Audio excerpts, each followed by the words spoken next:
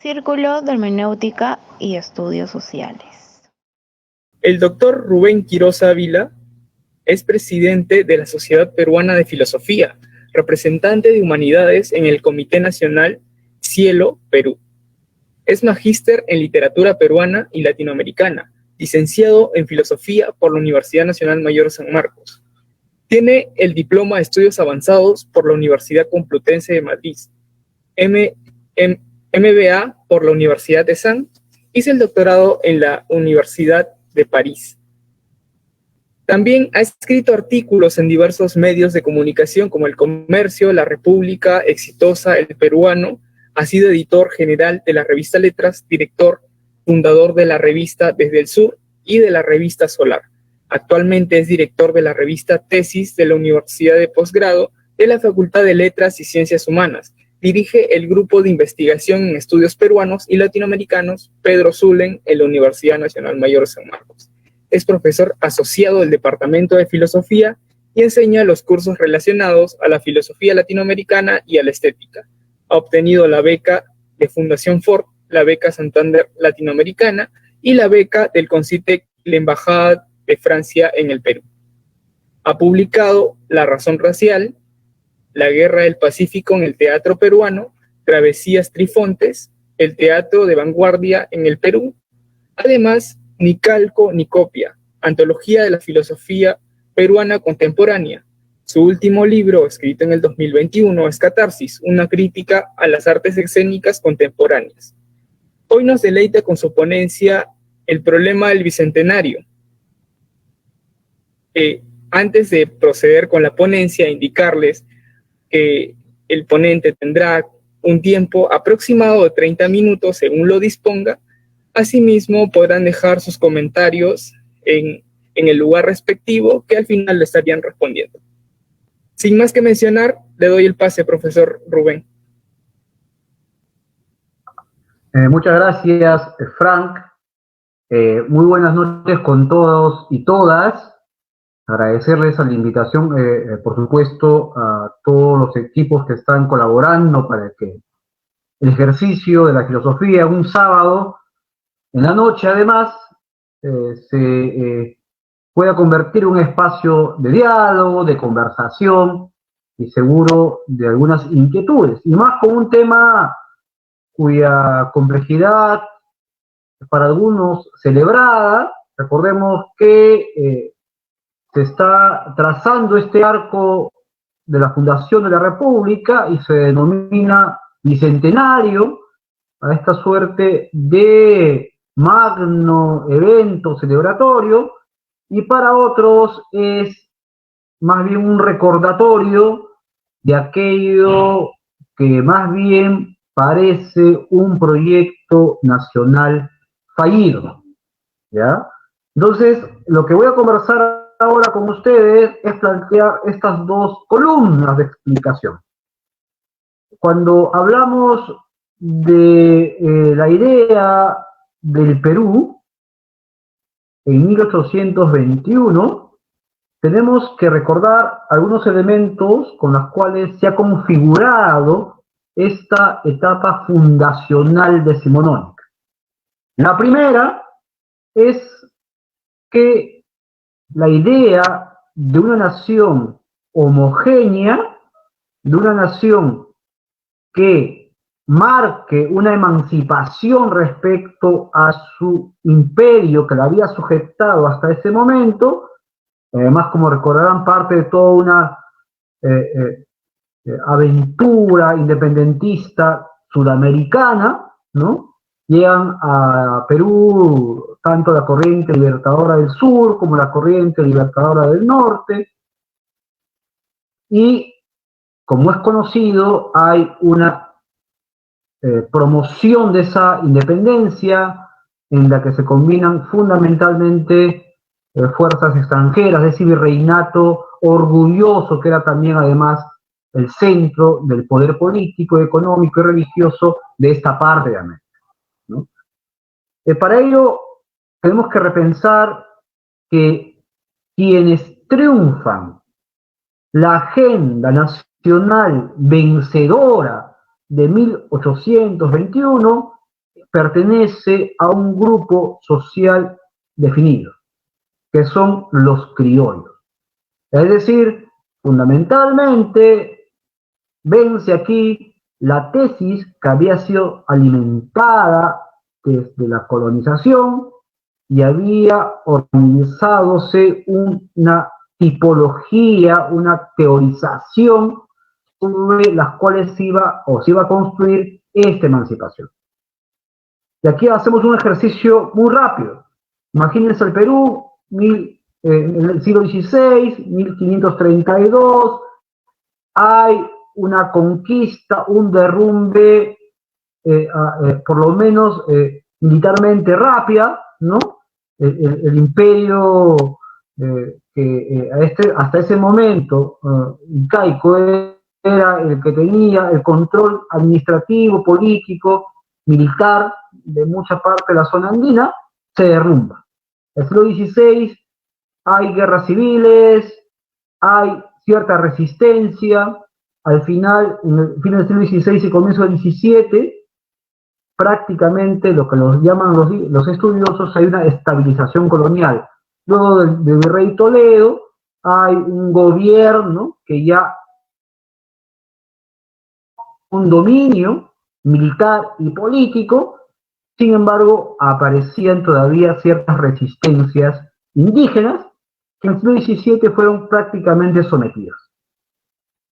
Una estrategia de supervivencia de las panacas, fundamentalmente, es decir, de la élite incaica, ¿no? Fue pactar. Una de las maneras como se logró este pacto, el ejemplo más claro es Huamán Poma de Ayala, ¿no? Huamán Poma de Ayala narra algo de esta suerte de negociaciones, ¿no? Discursivas también.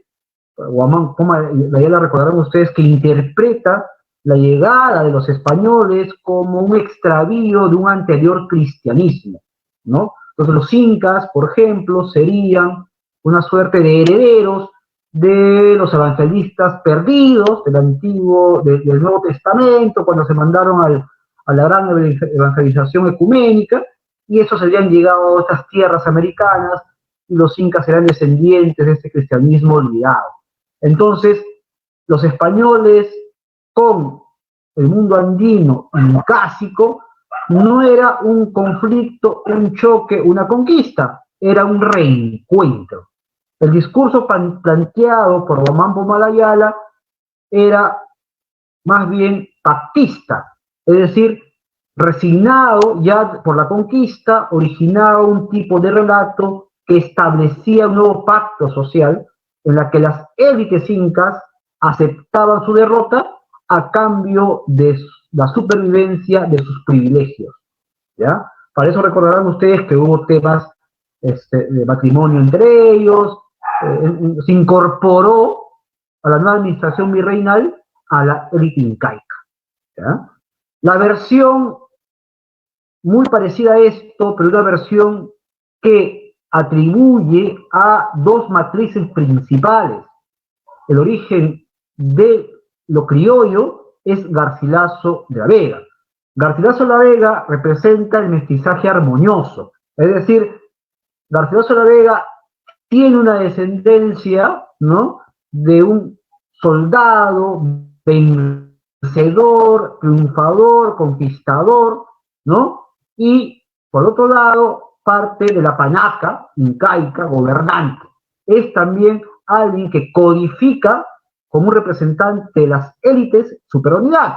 Por eso reclama un origen europeo, hispánico, con derechos de conquistador, y reclama a la vez un eje andino pero imperial, perteneciente a grupos de privilegios que, como acabo de explicarles, la estrategia de sobrevivencia, ¿no?, y por supuesto también de mayor velocidad en la expansión, eran los matrimonios, el pacto entre los grupos españoles vencedores y evidentemente los grupos privilegiados pertenecientes a la realeza del Tahuantinsuyo. Hecho esto, esta convivencia que va a durar durante siglos, estalla con la revolución de Túpac Amaru. O sea, Túpac Amaru, ¿no? Recordarán ustedes, es un representante, un comerciante, ¿no? Educado, además con códigos hispánicos, pero que también reclama su pertenencia a esta posición indígena de línea incásica, ¿de acuerdo?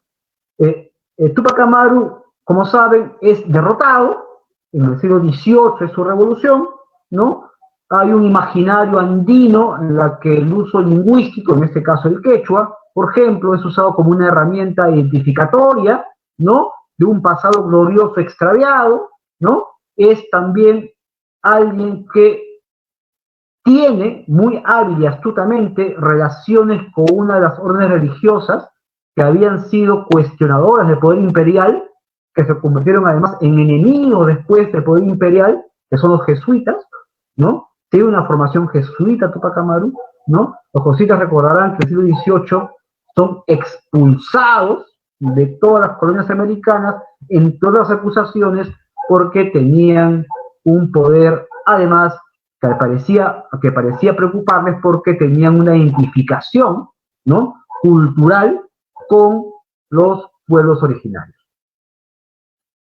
La caída, la derrota de la revolución de Túpac Amaru también significó la derrota de un tipo de narrativa emancipatoria que configurara desde las genealogías andinas la construcción de una nación. Las décadas que siguieron a la caída de esta revolución fueron muy crueles. Ahí es donde se prohíbe, por ejemplo, el uso del quechua. Se prohíbe, por ejemplo, notoria, ferozmente, ¿no? La referencia a textos que podían, ¿no? Dar rutas de interpretación de índoles nacionales. Por ejemplo, ¿no? Le releer a Garcilaso de la Vega, ¿no? Los comentarios reales. Esta suerte de caída en desgracia de un tipo de relato andinista va a ser el fracaso de tener una presencia importante en la fundación posterior del Estado-nación latinoamericano, en el caso específico peruano, ¿no? Porque son derrotados la parte que tenía mayor capacidad del mundo andino de usar sus recursos financieros, recursos políticos, recursos administrativos y recursos simbólicos. Recordemos que durante siglos habían formado parte de la administración virreinal. Habían pactado. La derrota significó su exclusión de un proyecto nacional en la que el mundo andino formaría parte. Para ello,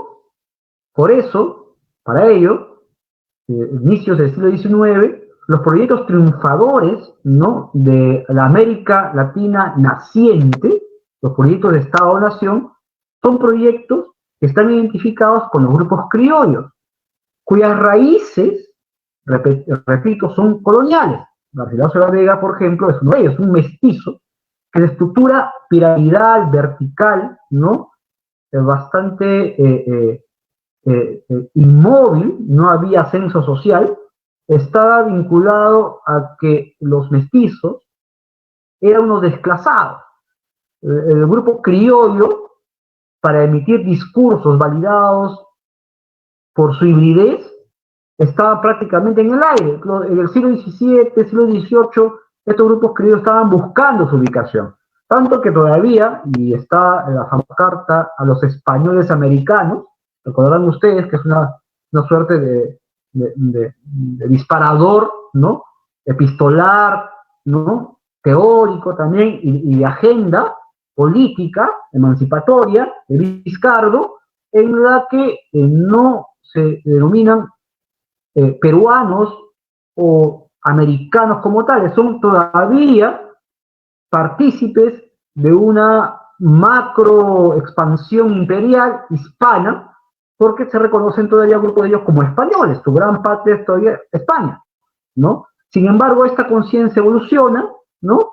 Y los grupos comienzan a tener, criollos, comienzan a tener una clara conciencia de sus limitaciones y no había otra salida nada más que la emancipación, ¿no?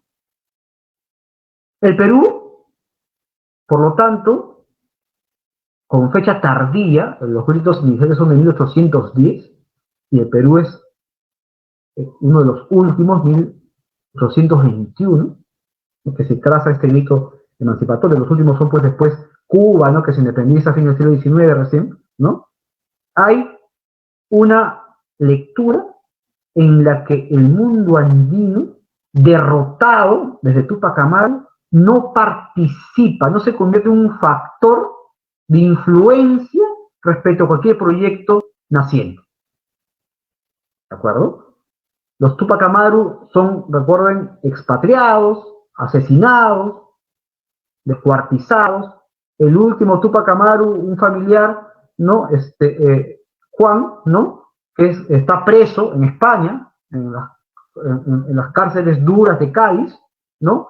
Logra regresar muy anciano a Argentina, ¿no? Y hay una interpretación de plantear la independencia en claves incásicas, ¿no? En la que participó gente como Monteagudo y también una parte de San Martín. Es decir, habría la posibilidad de un reino americano desde la interpretación del Tahuantinsuyo. Juan Bautista Túpac Amaru, ¿no?, que escribe unas memorias muy célebres y que regresa a Argentina, incluso es mantenido en sus últimos años por el gobierno argentino independentista, ¿no? Es un representante casi olvidado de esta también perdida manera de encontrar un tipo de nación que tenga una base andina, ¿ya?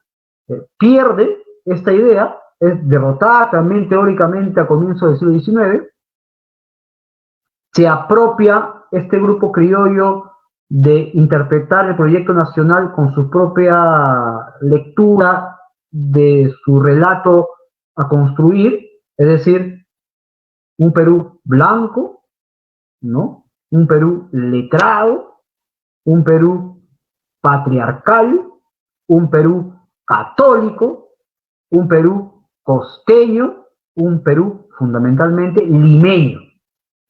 Algo que ahora nos puede parecer sorprendente, pero el Perú nace así. O sea, ese es su software. Así es construido. Tanto así que algunos historiadores lo llaman pues una república sin ciudadanos. Y esta república sin ciudadanos significa que es un grupo muy pequeño, estadísticamente la minoría, ¿no?, en un país como el nuestro, heterogéneo, de mayoría andina, más todavía en el siglo XIX, que se apropia del poder político y del poder simbólico, y como corresponde a las estrategias fundacionales de los Estados-nación, lo que sucede es que imaginan un proyecto nacional en la que la configuración del Perú está hecho a imagen y semejanza de ello. Desde el comienzo, desde el saque, quedan fuera del juego, del poder, todo tipo de representación andina. ¿Por qué? Porque el mundo andino, que había sido derrotado políticamente, ¿no?, tampoco tiene acceso a las dimensiones, que la colonia además había encargado de excluirlas, de manejo discursivo. No acceden a la universidad, ¿no?, son ágrafos, hablan quechua. Todo aquello que había sido combatido se convierte además en una carga, ¿no?, en una carga importantísima de marginalización. Ese Perú del siglo XIX es un Perú en el que las disputas por el poder son los grupos más cercanos a aquellos que concebían el país. Por eso están los militares, ya va a estar hablado sobre eso bastante largo, ¿no?, como los propietarios, ¿no?, de esta épica emancipatoria, y algunos, después, a fines del siglo XIX, más bien responsables los privilegios financieros. Tienes entonces una carta fundacional teórica en la que la gran población, la gran composición poblacional es excluida a todo nivel, simbólica, política, financiera, de manejo de recursos, ¿no? Y de algo mucho más grave, que es la ontologización de su subordinación, de lo cual ha hablado largamente, ¿no? Largamente gente como Aníbal Quijano, por ejemplo, ¿no? Recordarán ustedes que Aníbal Quijano sostiene que la estrategia de exclusión es suponer que existen grupos sociales ontológicamente superiores a otros, que son los herederos de Europa, los criollos, que son representantes de Europa que se quedan aquí, y convierten a toda la población con estas tácticas raciales de exclusión como seres que no pueden per se, intrínsecamente, participar del capital simbólico. De este capital simbólico, ¿no? Que podría incorporar a dimensiones políticas de poder, a temas de administración, ¿no? De gestión de los recursos, porque tendrían una inferioridad natural. Sorprendería, porque esta categorización de inferioridad, recordarán ustedes, es uno de los debates clásicos del siglo XVI, ¿no? Entonces, según Quijano, la colonización, ¿no? Y usó un tipo de estrategia que es el racismo para justificar su superioridad. Y esto se mantuvo en la fundación de la República. Y finalmente, porque estaba acabando unos 30 minutos, ¿no? Tenemos a este país fundada en la exclusión, en la ilusión de una emancipación, cuando en realidad todos ciertos grupos se habían apropiado, ¿no? Del país naciente, un país supuestamente además republicano, pero que en realidad aceptó el catolicismo como parte de su convivencia, ¿no? Que además es una herencia evidentemente colonial, ¿no? Y diseñó así, legal y legitimó así, una manera de entender el país blanca, costeña, centralista, supuestamente letrada. Y todo aquello que no se pareciera a este constructo de imagen y semejanza tal como lo habían imaginado, queda fuera del juego, sin derechos. Sin derechos. Estos 200 años, todo este contexto que está sucediendo, no es sino el mejor ejemplo de cómo la exclusión permanece, cómo la otredad interna, la monstruosidad, la extrañeza, convive, y si convive solamente para subyugarlo, no se aceptaría que los grupos que han sido históricamente marginalizados puedan acceder tranquilamente a los circuitos de la administración del país. Son 200 años, van a ser 200 años de una promesa fallida, incumplida, de un país imaginado para pocos, de un país que no aceptaba de sus cartas fundacionales, ¿no? La diversidad, la heterogeneidad y, por supuesto, la posibilidad de un país en la que la convivencia, por su propia multiplicidad étnica, por ejemplo, lingüística, por ejemplo, pueda negociar para que haya, ¿no? Una dinámica más ágil, incluso uno se puede apostar a eso, ¿no? Mucho más justa, que las diversas formas de acuerdo estamos compuestos como nación pueden acceder a los circuitos de administración del país. Bueno, muchas gracias. Muchas gracias por su presentación. Vamos a pasar, por consiguiente, a la ronda de preguntas. La primera la hace Educere. Dice, estando ya a 200 años de nuestra independencia, ¿cómo se podría pensar la libertad en el Perú? ¿En qué medida se puede decir que el peruano es libre e independiente?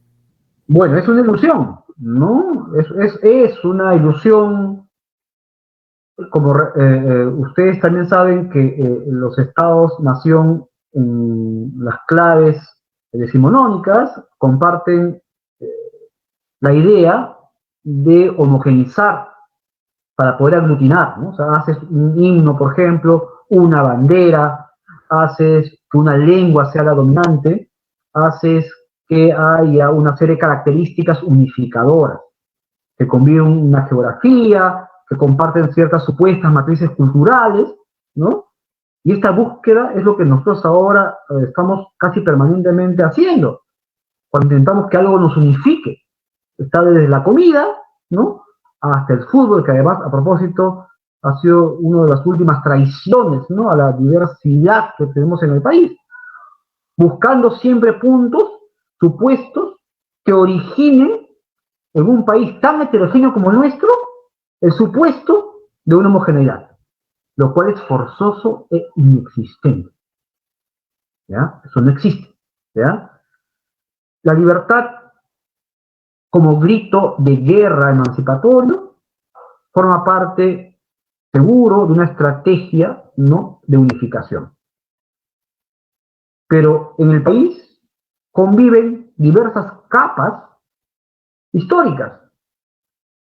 Es decir, hay espacios cuya modernidad, o cuya modernización más bien, es muy parecida a zonas europeas. Tienen todos los privilegios de una vida adecuada. Tienen agua, tienen luz, tienen acceso a sistemas de salud, ¿no? Financiadas, todas, la mayoría no públicas, y a 10 minutos, a 20 minutos, a media hora, tienes un modo de vida precario, en la que no hay agua, no hay luz, son hospitales públicos en la que la mayoría de gente, ahora rebelada y desnudada por la pandemia, se muere porque no tiene dinero, no puede pagar una clínica. Convive una alta inequidad social,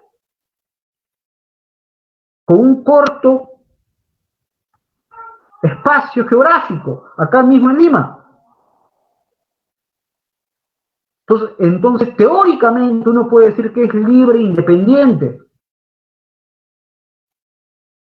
y se acepta como grito de guerra y se acepta como una de las grandes rutas emancipatorias de casi todos los países que han sido colonizados en el mundo. Recuerden que Francia lo mismo, o sea, además, ¿no? Liberté, ¿no? Por ejemplo, ¿no? Su gran ruta libertaria.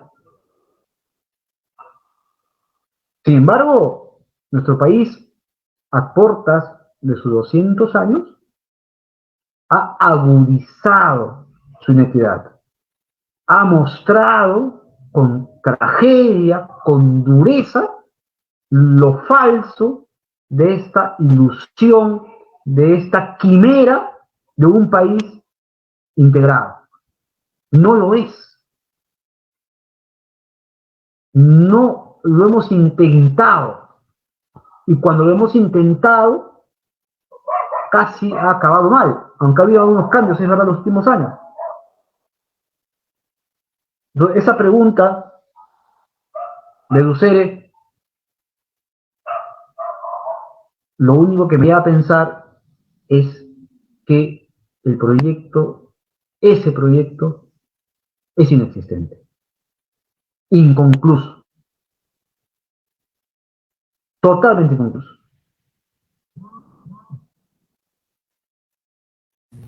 Bien, gracias por su respuesta. Pasamos a la segunda pregunta, que la hace Yair Mateo Hurtado. En el marco del Bicentenario, ¿cómo superar nuestra falsa percepción de la independencia cuando el problema estructural es el económico, social en nuestra sociedad? Es algo que las clases dirigentes han ignorado. La nación es un invento social, es un consenso. O sea, la nación no existe, así como uno adopta un nombre, Frank, Nelson, Jesús, ¿no? Mayra, ¿no? Jessica Álvarez. nos ponen un nombre determinado. El Perú nace lo mismo, la humanidad se asocia, se organiza, y por cuestiones de consenso, como los proyectos de nación del siglo XIX, acuerdan, ¿no?, llamarse Perú, Argentina, Brasil, Chile, etc. ¿Ya? Y para que ese acuerdo tenga cierta practicidad y eficacia, estandarizan. Les hablaba todo este circuito simbólico, estos rituales y relatos también de unificación. El grupo que se apropia de eso es el grupo que construye el país. Y les acabo de decir que acá construido eso es el grupo criollo blanco del país. Por lo tanto, esa imagen y semejanza se construye el país. Se imaginó el país. Eso es una independencia de índole política, ¿de acuerdo? En el sentido más abierto posible. Es decir, tienen cierto grado de autonomía, que como saben, en la época de globalización, eso es mucho menos difícil de sostener, ¿no? Y a eso hay que sumarle que una estructura profundamente colonial, como el Perú virreinal, que se ordenó y se jerarquizó bajo claves racistas, ¿no?, organizó la convivencia como si fueran amos y esclavos, amos y siervos. Y eso ha sido casi todo el siglo XX. ¿Cuándo sucedió recién lo del rompimiento de las haciendas? Los años 70, hace 40 años. El país era medieval. El país tenía amos y siervos. Entonces, frente a esa situación tan altamente conflictiva, tan situacionalmente compleja, es lo que nos estamos enfrentando. Estructuralmente, a nivel discurso, nos han dicho que el país se funda en esto, pero cuando tiene desplegada una serie de universos de conducta, como el racismo, como la exclusión, y toda una cadena que marginaliza a la gran población. Bien, tenemos una pregunta de Andrés Guamaní, y menciona: ¿es pertinente considerar a las culturas antiguas del Perú y no a los españoles como símbolos de nuestro origen cultural? Porque he podido notar en ciertos discursos que se resalta mucho las culturas antiguas y se ven a los españoles con antagonismos. Les recuerdo que, así como nuestros nombres, son inventos culturales. El Perú no existe como tal. No existe. Lo que existe es un acuerdo en un momento histórico determinado. Nuestros antepasados, por el hecho de que tenga, ¿no?, una coincidencia geográfica, solamente lo usamos estratégicamente.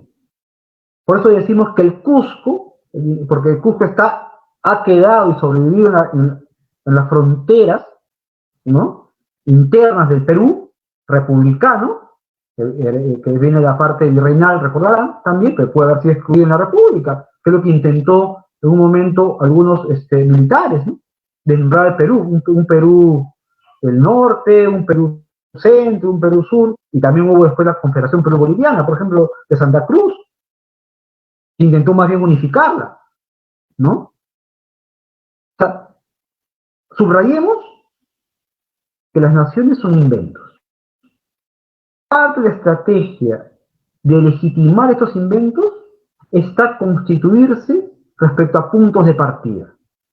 Un punto de partida para algunos que quieren más bien subrayar el lado andino, ¿no?, lo puedes hacer que nuestro antepasado más glorioso, por ejemplo, son los incas. Y para los incas hay dos tesis. La primera, que sublima al imperio incaico, al Tahuantinsuyo. Dice, no hubo pobreza, todo era maravilloso. Es decir, prácticamente una sociedad espléndida, paradisíaca, lo que se llama nostalgia imperial, ¿ya?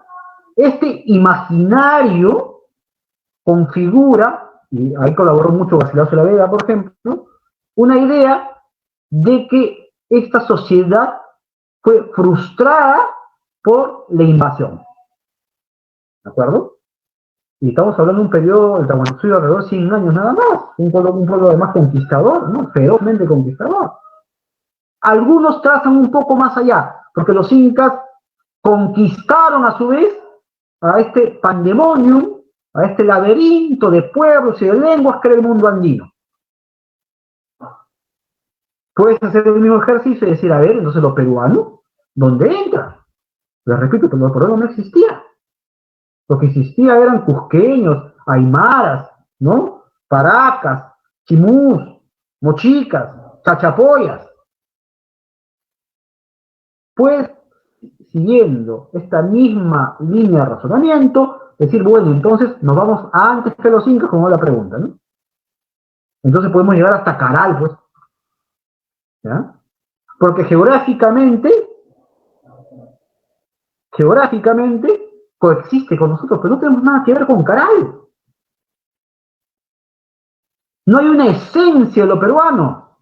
Cuando un discurso cree que ha encontrado una esencia de lo peruano, es un discurso peligroso. Porque el grupo que se apropia de eso, como pasó con la emancipación, excluye a otros grupos, en esa heterogeneidad además en la cual estamos notoriamente nosotros involucrados. Lo peruano no existe, constantemente se va inventando, constantemente se va fabricando. Tenemos una pregunta de parte de Demetrio Arroyo Hilario que menciona: ¿cuál es la reflexión crítica y postura con respecto al ejercicio de la ciudadanía antes y después de la independencia del Perú? Bueno, antes es inexistente, es una época virreinal, ¿no? Ahí les acabo de explicar que pertenece a la administración central hispánica, hay un virrey, y existen marcadamente clases sociales totalmente verticales e inmóviles, sin ascenso social.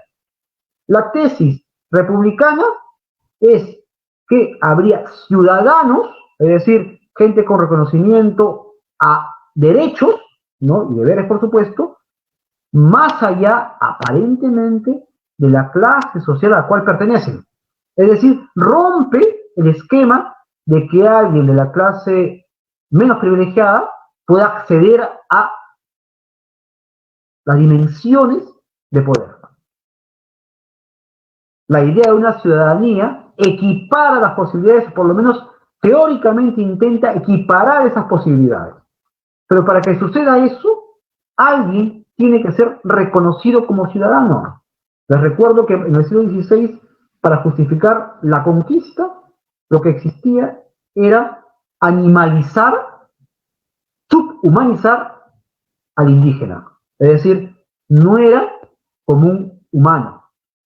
Tenía razonamiento limitado, todo un montón de defectos para evitar estratégicamente que sea equiparable al europeo.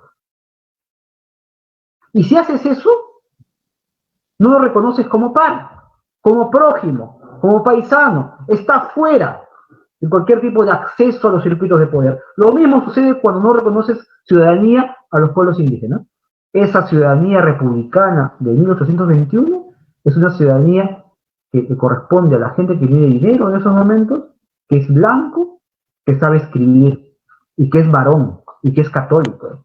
Por ejemplo, las mujeres no eran ciudadanas, los indígenas no eran ciudadanos, los que no eran católicos no eran ciudadanos, si no sabías escribir, tampoco eres ciudadano. Y la mayoría era así. Cuando tú construyes eso, lo haces porque tienes una estrategia de exclusión. Y todos los siglos que ha pasado, son 2 siglos casi, ¿no? Es para que justamente se reconozca como ciudadanos a todos nosotros. ¿Cuándo recién votan las mujeres en el Perú? Hace unas décadas. ¿Cuándo recién votan los analfabetos en el Perú? Hace unas décadas. ¿Cuándo recién votan los indígenas en el Perú? Hace unas décadas. Un grupo muy pequeño subyugó a la mayoría. Construyó un discurso, una matriz, un paradigma lingüístico, una epistemología, un sistema de creencias para legitimar el control sobre los demás. Y los demás, ¿quiénes eran? Mestizos, indígenas, pueblos amazónicos, hablamos quechua, etc. Por eso estos grupos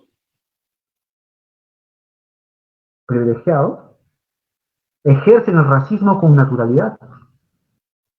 Creen que todos debemos servirlos con naturalidad. Que debemos de decir chicheñó, chicheñó, chicheñó. Eso está metido en sus cabezas. Han normalizado la exclusión. Yo tenía una pregunta al respecto, una pregunta comentario. Tenemos en cuenta que efectivamente a lo largo de quizás de la colonialidad, la independencia, se han dado algunos factores en cuanto a lo que los autores actuales piensan estudiar respecto de la filosofía, ¿no? Y eso me hace recordar más o menos a lo que el día de ayer escuchaba en una conferencia, bueno, profesor, en la que presenciamos, evidentemente, la doctora Marisa, quien citaba a Hegel. Hegel indicaba que para filosofar se tiene que tener libertad. Entonces, en ese sentido, vemos a lo largo de la historia, ¿no?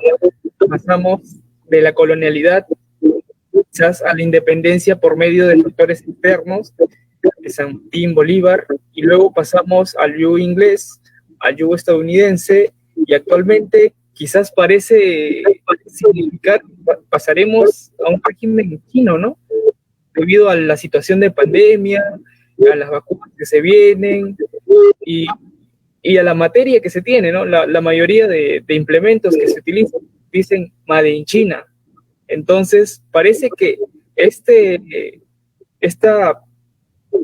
colonialización mental que se tiene o técnica parece influir en el filósofo propiamente libre, ¿no? Nos evita, quizás nos retrae de ser una filosofía auténtica, un pensamiento auténtico o una historia propia desligada de un factor externo, ¿no? Ese era más o menos mi comentario, profesor. Pero tampoco es posible, Fran, porque nosotros no debemos pensar en un esencialismo. No se trata de que encuentre una filosofía peruana uno. Uno lo domina así, ¿no? Porque es una terminología que nos circunscribe. Pero esa denominación de una filosofía latinoamericana peruana no lo hace porque uno suponga que es una suerte de esencia de filosofía latinoamericana. Un ser latinoamericano, eso es inexistente. Lo que hay son negociaciones discursivas de manera constante, ¿no? Y uno va aceptando ciertos puntos de encuentro, ¿no? De esta negociación teórica. No debe preocuparnos la idea de una autenticidad, de una originalidad, ¿no? Para nada. Sirve como una interrogante histórica hace muchas décadas, pero nuestra pretensión actual no va por ese lado. Nos alimentamos de líneas discursivas diversas, podemos efectivamente mapear, ¿no? Cierta historicidad, cierta contextualización, marcar un programa, marcar una agenda compartida con cierta comunidad. Pero esa es tan válida o legítima como otro tipo de propuestas. La mía en particular va a esa apuesta de una agenda latinoamericana y peruana, por supuesto. Pero esa es la mía, no la quiero universalizar. La difundo, me fascina pues conversar sobre ello, pero eso no hace que yo deje de reconocer otras tradiciones.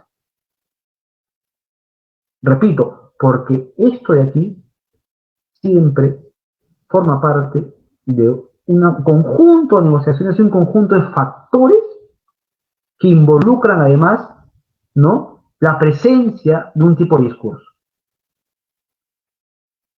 Y muchas veces tiene, evidentemente, restricciones de índole de comunidad, es decir, de factores institucionales, si hay una universidad con espacios para eso, si existe corpus geográfico para ello, si existe una comunidad que además se encargue de esa difusión de esa idea, etc. Las reglas básicas cunianas de toda comunidad se necesitan, ¿no?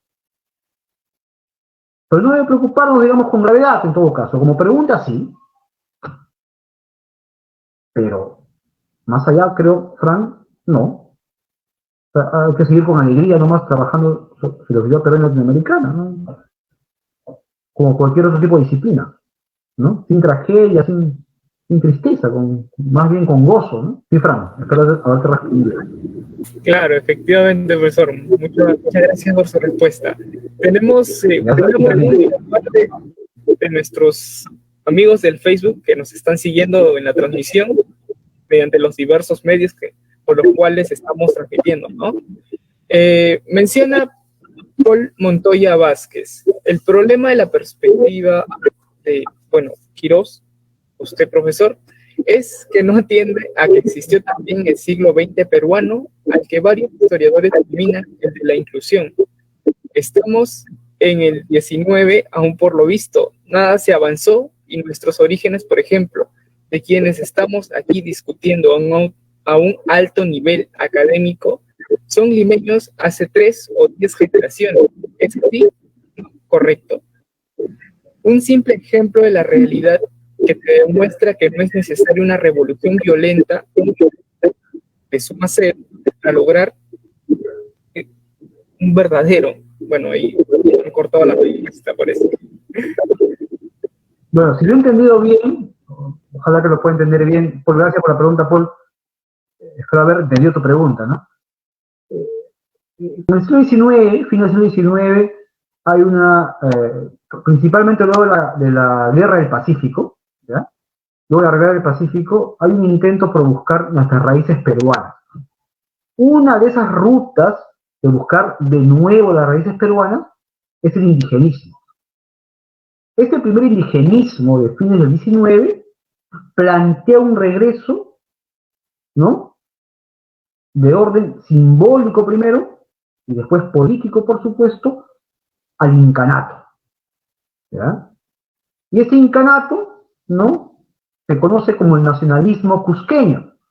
Es ahí donde se logra, digamos, imponer que habría pues una suerte de bandera, de código moral, Amayú, Yamaqué, Yamasúa, ¿no?, etcétera, ¿no?, que nos daría una demostración del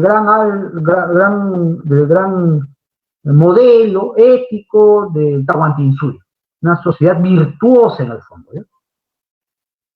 Esto de aquí coincide con este indigenismo nostálgico.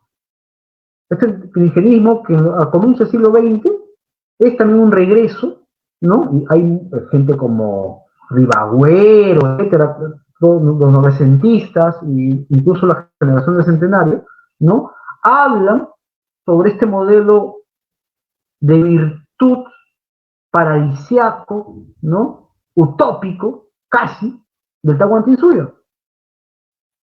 Le llevó tanto a esta ruta de pensamiento que Louis Boudin, un autor francés, saca en los años 20 un libro que se llama, ¿no?, El imperio socialista de los incas. Es decir, encontraba esta pretensión de algunas interpretaciones socialistas de una suerte de gran utopía ya lograda, ¿no? Se incluye a esto. Este nacionalismo responde justamente al supuesto de esta incorporación de un universo andino a un incásico, ¿no? Pero también a comienzos del 20 hay pues movimientos indígenas que cuestionan este modelo incásico. Es obvio. Pedro Zulen, por ejemplo, la Asociación Proindígena con Dora Mayer, ¿no?, son de los primeros que incorporan a Hatunruna, al Mitimaya, al campesino, al indio promedio, al indio común y corriente, no tratado por esta ruta incásica, incas sí, indios no, dijo una historiadora, ¿no?, que la gran mayoría, a el proyecto emancipatorio criollo fallido y lo quieren convertir como integrante de este gran debate. Ahí tienes la solución. González Prada hablaba justamente del problema del indio, recordarás, ¿no?, que es un tema cultural. Mariátegui le dice que no es cultural solamente, ¿no?, sino es fundamentalmente económico. Y ahí tienen los debates y las variaciones. Por supuesto que se incorpora eso como en el siglo XX. Y el indigenismo, que después sigue en gran parte del siglo XX, es un indigenismo que oscila entre lo reivindicatorio, ¿no? Hasta aquello, ¿no? Hasta aquello que significaría pues una gran suerte de gran revuelta, ¿no? Pero efectivamente, ya a mitad del siglo XX, el mestizaje, la hibridez, la heterogeneidad, la composición poblacional es muy fuerte. Y los grupos indígenas que hasta comienzos del siglo XX estaban todavía en espacios rurales, recordarán ustedes 40, 50, 60, hay migraciones intensas, ¿no?, a los centros urbanos, ¿no? Estas migraciones, lo que en Lima en particular, y en algunas ciudades de la costa se llamó el desborde popular, incorpora en varias capas de convivencia, la universidad, por ejemplo, que estaba vetada prácticamente y era una excepción que estudiara alguien de procedencia mestizo indígena, Carrió, Tello, ¿no? Son excepciones. En los años 50, 70, en ese arco, estas migraciones también rompen este esquema medio oligárquico de las universidades, San Marcos principalmente, y todos los hijos, que somos nosotros de los migrantes, nosotros somos hijos de migrantes, podemos acceder a este tipo de poder institucional, que es la universidad, por ejemplo. Y lo mismo sucede ya con otras capas. Hay una implosión. Y la gran pregunta que uno puede hacerse, bueno, entonces, incluso la propia liminidad no existe, se concentra en ciertos grupos que se atribuyen el limenismo, digamos, ¿no? Heredero, además un limenismo rancio, ¿no?